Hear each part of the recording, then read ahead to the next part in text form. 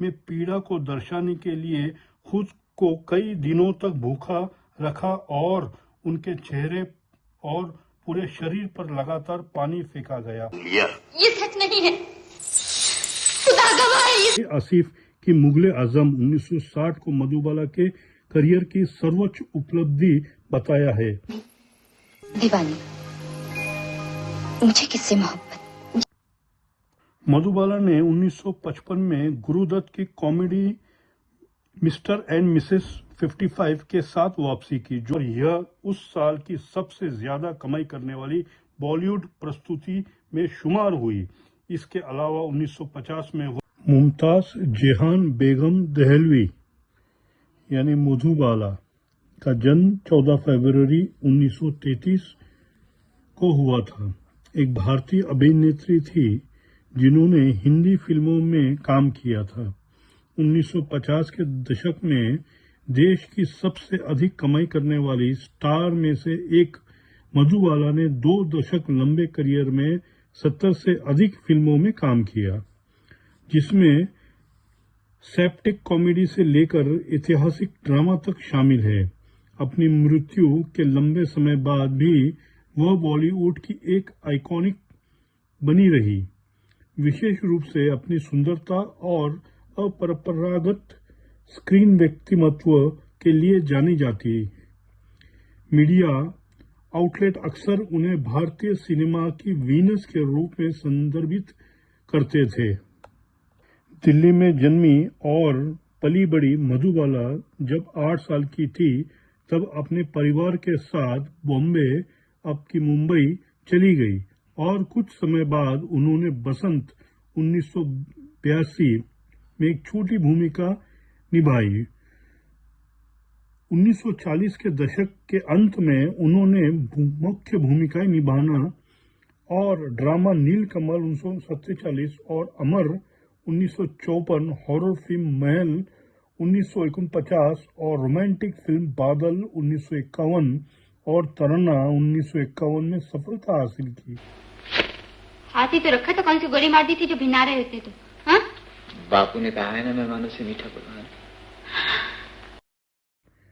थोड़े समय के झटके के बाद मधुबाला को comedy film mister and Mrs 55 1955, चलती का नाम गाड़ी 1958 और half ticket 1962, crime film Howrah bridge और काला पानी दोनों 1958 और म्यूजिकल बरसात की रात 1960 में अपनी भूमिकाओं से लगातार सफलता मिली।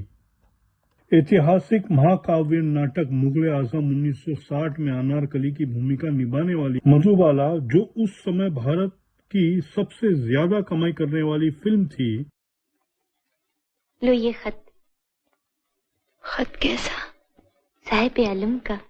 हाय अल्लाह, अल्लाह को याद करोगी तो दूसरे ने उन्हें आलोचकों की व्यापक प्रशंसा दिलाई और उन्हें सर्वश्रेष्ठ अभिनेत्री के लिए फिल्म फेयर पुरस्कार के लिए एकमात्र नामांकन मिला। तब से आलोचकों द्वारा उनके प्रदर्शन को भारतीय सिनेमा इतिहास में सबसे बेहतरीन से एक बताया जाता है। उन्होंने 1960 के दशक में फिल्मों में छिटपुट रूप से काम किया। नाटक शराबी 1964 में अपनी अंतिम उपस्थिति दर्ज कराई, जिसके अतिरिक्त उन्होंने अपने production house Madhubala private limited के तहत 3 फिल्मों का निर्माण किया, जिसकी सह स्थापना उन्हें 1953 में की थी। अपनी गोपनीयता बनाए रखने के बावजूद मधुबाला ने अपने चैरिटी कार्य और निजी जीवन के लिए मीडिया में महत्वपूर्ण कवरेज अर्जित किया। 1950 के दशक की शुरुआत में अभिनेता दिलीप कुमार के साथ उनका एक बेहद चर्चित रिश्ता रहा, जो नया दौर कोर्ट केस 1956-57 के बीच खत्म हो गया।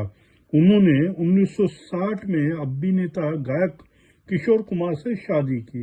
अपने वयस्क जीवन के दौरान मधुबाला को वेंट्रिकुलर सेप्टल दोष के कारण सांस लेने में तकलीफ और हेपेटाइटिस की समस्या बार बार होती रही, जिसके कारण अंततः 1969 में 36 वर्ष की आयु में उनकी मृत्यु हो गई। मधुबाला का जन्म मुमताज जहां बेगम दहलवी के रूप में 14 फरवरी 1933 को दिल्ली, ब्रिटिश भारत में हुआ था। वह अताउल्ला खान और आयशा बेगम की 11 संतानों में से 5वीं थी। मधुबाला के कम से कम 4 भाई बहनों में की मृत्यु शिशु अवस्था में हो गई थी। उनकी बहन जो वयस्क होने तक जीवित रही वे थी कनीज फातिमा, 1925, अल्ताफ, चंचल और जाहिदा खान जो पेशेवर घाटी के पश्तून की यूसुफजई जनजाति से थी, जो उत्तर पश्चिम सीमांत प्रांत के स्वाबी जिले से उत्पन्न हुए थे। इंपीरियल टबैको कंपनी में एक कर्मचारी थे। मधुबाला के परिवार के सदस्यों को पता नहीं था कि वह वेंटिकुलर सेप्टल दोष के साथ पैदा हुई थी, जो एक जन्मजात हृदय विकार है जिसका उस समय कोई इलाज नहीं था। मधुबाला ने अपनी अधिकांश बचपन दिल्ली में बिताया और बिना किसी स्वस्थ समस्या के बड़ी हुई। अपने मुस्लिम पिता के रूढ़िवादी विचारों के कारण ना तो मधुबाला और ना ही जहीदा को छोड़कर उनकी कोई बहन स्कूल गई। मधुबाला ने फिर भी अपने पिता के मार्गदर्शन में उर्दू, हिंदी और साथ ही अपनी मूल भाषा पश्तो सीखी। शुरुआत में ही एक शौकीन फिल्म निर्देशक, वह अपनी मां के सामने अपने पसंदीदा दृश्यों को प्रदर्शन करती थी और अपना मनोरंजन के लिए नृत्य और फिल्म यात्रा की नकल करने में अपना समय बिताती थी। अपनी रूढ़िवादी परवरिश के बावजूद उनका लक्ष्य एक फिल्म अभिनेता बनना था, जिसे उनके पिता सख्ती से अस्वीकार करते थे। 1940 में वरिष्ठ अधिकारी के साथ दुर्व्यवहार करने के कारण नौकरी चली गई। उनके पिता की दिए जाने के बाद खान का निर्णय बदल गया। मधुबाला की मां को डर था कि अगर उन्होंने अपनी छोटी बेटी को मनोरंजन उद्योग में काम करने की इजाजत दी तो उन्हें बहिष्कार का सामना करना पड़ेगा, लेकिन खान अड़े रहे।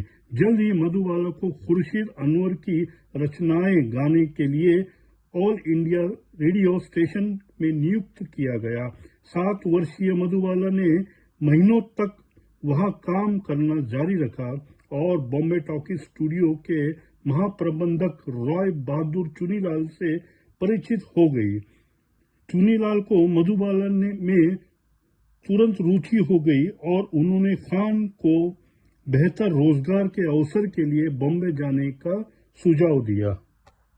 1941 की गर्मियों में खान मधुबाला और परिवार के अन्य सदस्यों के साथ बॉम्बे चले गए, जो बॉम्बे के मलाड उपनगर में मौजूद एक गौशाला में बस गए। स्टूडियो के अधिकारियों से अनुमोदन के बाद चुनीलाल ने मधुबाला को बॉम्बे टॉकीज के प्रोडक्शन बसंत 1942 में एक किशोर भूमिका के लिए 150 रुपए वेतन पर साइन किया। जुलाई 1942 में रिलीज हुई बसंत व्यावसायिक रूप से एक बड़ी सफलता बन गई, लेकिन हालांकि मधुबाला के काम को सराहना मिली, स्टूडियो में उनका अनुबंध रद्द कर दिया क्योंकि उस समय उसे बाल कलाकार की आवश्यकता नहीं थी। निराश होकर खान को एक बार फिर अपने परिवार के साथ दिल्ली लौटना पड़ा। बाद में उन्हें शहर में कम वेतन वाली अस्थायी नौकरी मिली। 1944 में बॉम्बे टॉकीज की प्रमुख देविका रानी ने खान को ज्वार भाटा 1944 में भूमिका के लिए मधुबाला को बुलाने के लिए भेजा। मधुबाला को भूमिका नहीं मिली, लेकिन खान ने अब फिल्मों में संभावना देखते हुए बॉम्बे में स्थायी रूप से बसने का फैसला किया। परिवार फिर से मलाड में अपने अस्थायी निवास पर लौट आया और मधुबाला अपने पिता के साथ काम की तलाश में शहर भर के फिल्म स्टूडियो में अक्सर जाने लगी। उन्हें जल्द ही चंदूलाल शाह के स्टूडियो रंजीत मूवीटोन के साथ 300 रुपए के मासिक भुगतान पर 3 साल के लिए अनुबंध पर हस्ताक्षर किया। उनकी आय के कारण खान ने परिवार को मालाड में एक पड़ोसी किराए के घर में स्थलांतरित कर दिया। अप्रैल 1944 में एक गोली विस्फोट में किराए का घर नष्ट हो गया। मधुबाला और उनका परिवार केवल इसलिए बच गया क्योंकि वे एक स्थायी थिएटर में गए थे। अपने दोस्त के घर में शिफ्ट होने के बाद मधुबाला ने अपने फिल्म करियर जारी रखा। रंजीत की 5 फिल्मों में छोटी भूमिकाएं निभाई। मुमताज महल 1944, धन्ना भगत 1945, राजपुतानी 1946, फुलवारी 1946 और पुजारी 1946 में सभी में उन्होंने बेबी मुमताज के रूप में ग्रोथ किया। इन वर्षों में उन्होंने कई समस्याओं का सामना करना पड़ा। 1945 में फुलवारी की शूटिंग के दौरान मधुबाला को खून की उल्टी हुई, जिसमें उनकी बीमारी का पूर्वाभास करा दिया, जो धीरे धीरे जड़ पकड़ रही थी। इंडस्ट्री में पैर जमाने के लिए उत्सुक नवंबर में 1946 में मधुबाला ने मोहन सिंह की 2 निर्देशित फिल्म चित्तौड़ विजय और गैर भगवान की शूटिंग शुरू की, जो वयस्क भूमिकाओं में सिल्वर स्क्रीन पर उनकी शुरुआत थी। मुख्य भूमिकाओं में मधुबाला की पहली परियोजना साहेब राव मोदी और दौलत थी, लेकिन इसे अनिश्चित काल के लिए बंद कर दिया गया। अगले कुछ वर्षों तक इसमें पुनर्जीवित नहीं किया गया। एक प्रमुख महिला के रूप में उनकी शुरुआत केदार शर्मा के नाटक नीलकमल में हुई, जिसमें उन्होंने निवेदित राज कपूर और बेगम पारा के साथ अभिनय किया। शर्मा की पहली पसंद अभिनेत्री कमला चटर्जी के निधन के बाद उन्होंने यह फिल्म ऑफर की गई थी। मार्च 1947 में रिलीज हुई नीलकमल दर्शकों के बीच लोकप्रिय थी और मधुबाला के लिए व्यापक सार्वजनिक मान्यता प्राप्त हुई। फिर उन्होंने चित्तौड़ विजय और दिल की रानी में कपूर के साथ फिर से काम किया, जो दोनों 1947 में रिलीज हुई। इस अवधि के दौरान उन्हें अधिक प्रस्ताव को आकर्षित करने के लिए अपनी सामान्य फी की तुलना में अपेक्षाकृत कम राशि चार्ज करनी पड़ी। अपने परिवार को आर्थिक रूप से सुरक्षित करने के लिए मधुबाला ने जल्द ही 24 फिल्में साइन की। नीलकमल में उनके काम से प्रभावित होकर, जिसमें मधुबाला को मुमताज के रूप में श्रेय दिया गया, देविका रानी ने उन्हें अपने पेशेवर नाम के रूप में मधुबाला लेने का सुझाव दिया। मधुबाला को उनकी पहली आलोचनात्मक और व्यावसायिक सफलता नाटक लाल दुपट्टा में मिली, जिसे द इंडियन एक्सप्रेस ने उनके लिए एक सफलता के रूप में उल्लेख किया। बाबूराव पटेल ने फिल्मों को स्क्रीन अभिनय में उनकी परिपक्वता का पहला मील का पत्थर बताया। उन्हें पराई आग 1948, पारस और सिंगार दोनों 1949 उनके सहायक भागों के लिए और अधिक सकारात्मक समीक्षा मिली। 1949 में मधुबाला ने कमल अमरोही की महल में एक घातक महिला की भूमिका निभाई, जो भारतीय सिनेमा में पहली हॉरर फिल्म थी। सुरैया सहित कई अभिनेत्रियों को इस भूमिका लिए विचार किया गया था, लेकिन अमरोही ने मधुबाला को लेने पर जोर दिया। उनका चरित्र कामिनी का था। फिल्म को वित्तीय बाधाओं के कारण मामूली बजट में बनाया गया। व्यापक विश्लेषकों ने उनकी अपरंपरागत विषय के कारण इस सफलता होने के भविष्यवाणी की थी। महल अक्टूबर 1949 में रिलीज हुई और दर्शकों के बीच बेहद लोकप्रिय फिल्म साबित हुई। इतनी हैरान क्यों हूं? मैं कोई वहम नहीं। दुलारी 1949 में और बॉक्स ऑफिस पर हिट के बाद मधुबाला ने एक अमरनाथ की सामाजिक ड्रामा बेकसूर 1950 में अजीत की प्रेमिका की भूमिका निभाई। इस फीचर को सकारात्मक समीक्षा मिली और यह उस साल की सबसे ज्यादा कमाई करने वाली बॉलीवुड प्रस्तुति में शुमार हुई। इसके अलावा 1950 में वह कॉमेडी ड्रामा हंसते आंसू में दिखाई दी, जो वयस्क प्रमाण से सम्मानित होने वाली पहली भारतीय फिल्म बनी। अगले वर्ष मधुबाला ने अप्रिय चक्रवर्ती निर्देशित एक्शन फिल्म बादल 1951 में अभिनय किया, जो the adventurous of robin hood की रीमेक थी। प्रेमनाथ के चरित्र के साथ अनजाने में प्यार में पड़ जाने वाली राजकुमारी के उनके चरित्र को समीक्षकों द्वारा और एक आलोचकों ने उनके रूप की प्रशंसा की। इसके बाद उन्होंने एम सादिक की रोमांस फिल्म दुनिया में मुख्य भूमिका निभाई, जिसके बारे में सिंगापुर फ्री प्रेस के रोज व्यू ने टिप्पणी की कि इसे पूर्णत से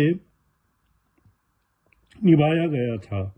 बादल और सैया दोनों ही फिल्में बॉक्स ऑफिस पर बड़ी सफलता साबित हुई। इसके बाद मधुबाला ने अभिनेता दिलीप कुमार के साथ लगातार 2 बार काम किया। 1951 की कॉमेडी तराना और 1952 की ड्रामा संग दिल में। इन फिल्मों में आर्थिक रूप से जो अच्छा प्रदर्शन किया, जिससे ऑन और ऑफ स्क्रीन जोड़ी व्यापक दर्शकों के बीच लोकप्रिय हुई। बाबूराव पटेल की फिल्म इंडिया में तराना की समीक्षा में लिखा है, संयोग से मधुबाला ने इस फिल्म में अपने स्क्रीन करियर का सर्वश्रेष्ठ प्रदर्शन अगर मैं उसे किसी दिन ना खेलूं या 2-4 बार उसे गले से न लगा लूं तो भूख हड़ताल कर देता है, कुछ खाता ही नहीं। तुम कैसी लड़की थी, सब खुल्लम खुल्ला बातें करती जाती। ऐसा लगता है कि उन्होंने दिलीप कुमार की संगत में आखिरकार अपनी आत्मा खोज ली है। मधुबाला की अगली रिलीज उनकी खुद की प्रोडक्शन वेंचर नाता 1955 थी, जिसमें उन्होंने अपनी बहन चंचल के साथ सह अभिनय किया। फिल्म को एक ठंडी प्रतिक्रिया मिली और बहुत सारा पैसा खो दिया, जिसे मधुबाला को काफी नुकसान उठाना पड़ा। मधुबाला ने 1955 में गुरुदत्त की कॉमेडी मिस्टर एंड मिसेस 55 के साथ वापसी की, जो भारत में उस साल की सबसे ज्यादा कमाई करने वाली फिल्मों में से एक बनकर उभरी और उस समय उनकी सबसे बड़ी सफलता थी।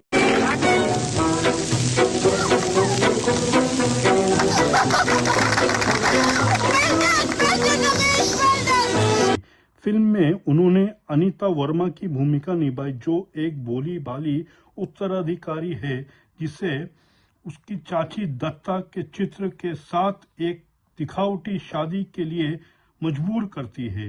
द इंडियन एक्सप्रेस की हरनीत सिंह ने मिस्टर एंड मिसेस 55 को एक शानदार सवारी कहा और मधुबाला के शरारतपूर्ण आकर्षण और शानदार कॉमिक टाइमिंग को इनकी प्रमुख विशेषताओं में से एक माना गया। 1956 के मध्य में नया दौर की शूटिंग के स्थान को लेकर मधुबाला और खान और निर्देशक बी.आर. चोपड़ा के बीच संघर्ष छिड़ गई। उन्हें असहयोगी और गैर पेशेवर बताया गया। चोपड़ा ने मधुबाला की जगह वैजयंतीमाला को लिया और आगे चलकर उन पर 30,000 रुपए का हर्जाना का मुकदमा दायर किया। नया दौर की रिलीज होने के बाद चोपड़ा द्वारा इससे वापस लेने से पहले सार्वजनिक जांच के बीच यह मुकदमा लगभग 8 महीने तक चलता रहा। इसके बाद 1956-57 के वर्ष में मुकदमे और स्वास्थ्य समस्याओं के कारण मधुबाला ने अपना काम का बोझा कम कर दिया। उन्हें और नरगिस को गुरुदत्त ने अपने प्रोडक्शन प्यासा 1957 में 2 मुख्य महिला पात्रों, एक बेवफा प्रेमिका या सोने के दिल वाली एक वेश्या में से किसी एक भूमिका निभाने के लिए संपर्क किया था। 2 प्रमुख भूमिकाओं के बीच चयन करने के असमर्थ अभिनेत्रियों ने फिल्म को हाला सिन्हा और वहीदा रहमान को सौंप दिया। मधुबाला 1956 में 2 पीरियड फिल्मों राज हाथ और शिरीष फरहाद में दिखाई दी। दोनों ही आलोचकों और व्यावसायिक रूप से सफलता रही। अगले वर्ष उन्होंने ओम प्रकाश की गेटवे ऑफ इंडिया 1957, इसके बाद मधुबाला ने नाटक एक साल 1957 में अभिनय किया जो एक बीमार लड़की की प्रेम कहानी पर आधारित है। एक पत्रकार दिनेश रहेजा ने के आसिफ की मुगले आजम 1960 को मधुबाला के करियर की सर्वोच्च उपलब्धि बताया है। दीवानी, मुझे किससे मोहब्बत? जिन्हें तुमसे है। हाय अल्लाह, कौन? साहिब आलम। चुप सुरैया, अभी से हुकूमत कर। दिलीप कुमार और पृथ्वीराज कपूर की सह कलाकार यह फिल्म 16वीं सदी की दरबारी नर्तकी अनारकली यानी मधुबाला को मुगल राजकुमार सलीम के साथ उनके प्रेम प्रसंग के इर्द गिर्द घूमती है। 1940 के दशक के मध्य से के आसिफ ने अनारकली की भूमिका के लिए कई अभिनेत्रियों को अस्वीकार कर दिया था। मधुबाला 1952 में 1 लाख रुपए के अग्रिम भुगतान के साथ कलाकारों में शामिल हुई थी, जो उस समय तक किसी भी अभिनेता या अभिनेत्री के लिए सबसे अधिक थी। फिल्मांकन के अवधि कठिन साबित हुई। दिलीप कुमार के साथ उनका रिश्ता शूटिंग के बीच में ही समाप्त हो गया। मधुबाला रात में शेड्यूल और जटिल दृश्यों से भी परेशान थी। वह लोहे की जंजीर के वजन के नीचे गिर गई, अपनी हथेली से मोमबत्तियां बुझा दी। विशेष दृश्य में पीड़ा को दर्शाने के लिए खुद को कई दिनों तक भूखा रखा और उनके चेहरे और पूरे शरीर पर लगातार पानी फेंका गया। ये सच नहीं है, खुदा गवाह है, ये सच नहीं है, ये सच नहीं है। लेकिन तुझे साबित करना होगा कि यही सच है। परवरदिगार।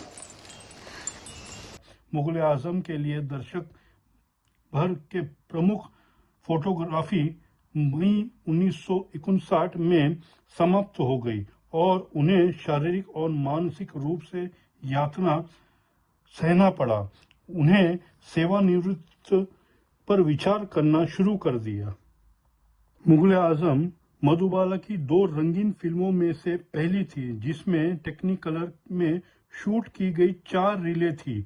यह फिल्म उस समय तक किसी भी भारतीय फिल्म की सबसे व्यापक रिलीज थी, जो संरक्षक अक्सर टिकटॉक के लिए पूरे दिन कतार में खड़े रहते थे। 5 अगस्त 1960 को रिलीज हुई।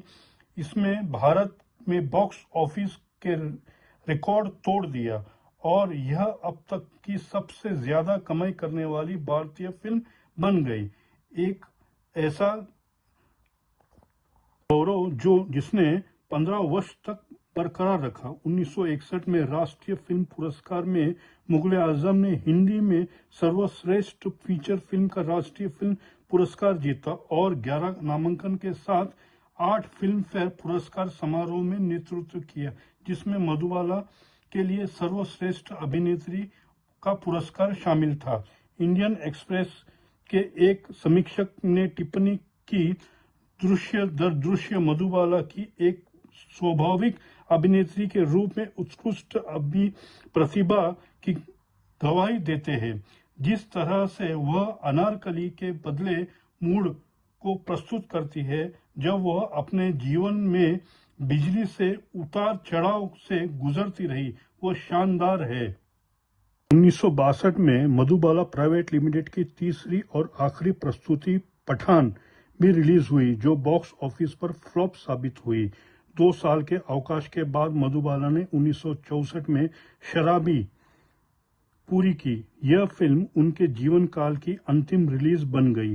मदर इंडिया के लिए लिखते हुए बाबूराव पटेल ने मधुबाला के अभिनय की प्रशंसा करते हुए कहा कि उसने पुराने दिल के दर्द फिर से जगा दिए। Rediff.com के एक संपादक ने शराबी को एक चमकदार करियर का उपयुक्त समापन कहा, जिसमें अभिनेत्री को उसके सबसे खूबसूरत और सबसे प्रभावशाली रूप में दिखाया गया। एक ऐसी नायिका जो हमारी नजर में कभी बूढ़ी नहीं होगी। मधुबाला की मृत्यु के 2 साल बाद उनकी अधूरी कृतियों में से एक ज्वाला 1971 में रिलीज हुई। सुनील दत्त और सोहराब मोदी की सह अभिनेत्री यह फिल्म मुख्य रूप से बॉडी डबल की मदद से पूरी की गई थी। यह मधुबाला की अंतिम स्क्रीन भूमिका थी। दोस्तों, वीडियो अच्छा लगा तो लाइक, शेयर, सब्सक्राइब, कमेंट जरूर करिए।